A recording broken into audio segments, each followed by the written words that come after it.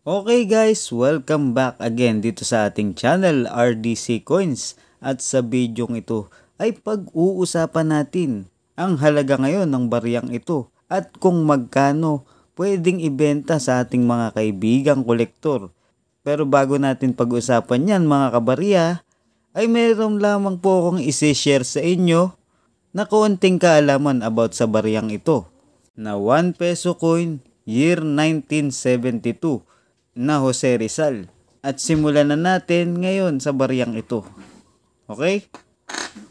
Alam mo ba na ang bariyang 1972 at 1974 Jose Rizal ay ang issuer Philippines. Ang period naman ay 1946 up to date. Ang type ay standard circulating coin. Ang years ay 1972 up to 1974. Ang value naman ay 1 piso o 1 PHP. Ang komposisyon nito ay nickel brass na may 70% copper, 18% naman sa zinc at 12% sa nickel. Ang weight nito ay 14.45 grams. Ang diameter naman ay 33 mm. Ang thickness naman ay 2.17 mm. Ang shape ay round at ang technique ay milled.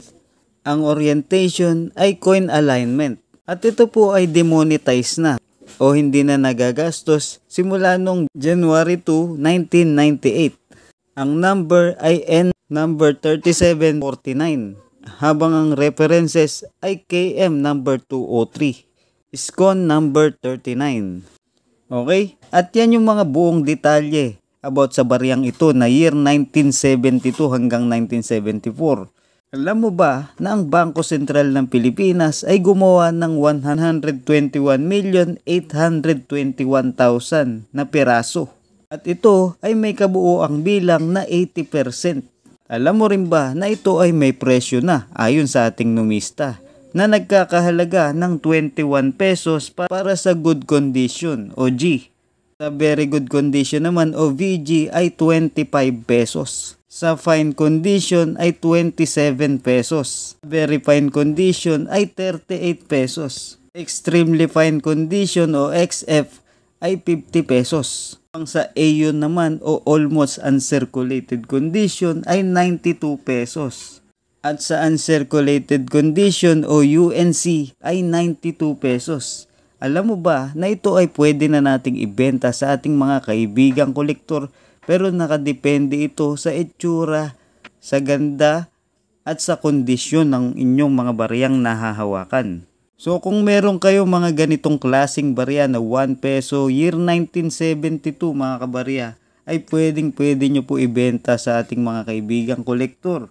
Pero hindi lahat ng coin collector ay bumibili pa nito dahil marami silang stock nito mga kabarya. Dahil maraming ginawa ang Bangko Sentral ng Pilipinas at umabot ng 121,821,000 example. So kung meron kayo na alam nyo na maganda pa ang kondisyon na ganitong barya, ay mataas ang presyo niyan mga kabarya. Umaabot ito ng 92 pesos para sa uncirculated. So yung mga nagtataas ang presyo dyan na nakikita natin ay hindi po totoo yun dahil ang presyo lang nito ay umabot ng 92 pesos para sa uncirculated ayon sa ating numista. So kung makakita kayo ng mataas ang presyo, hindi po yun totoo.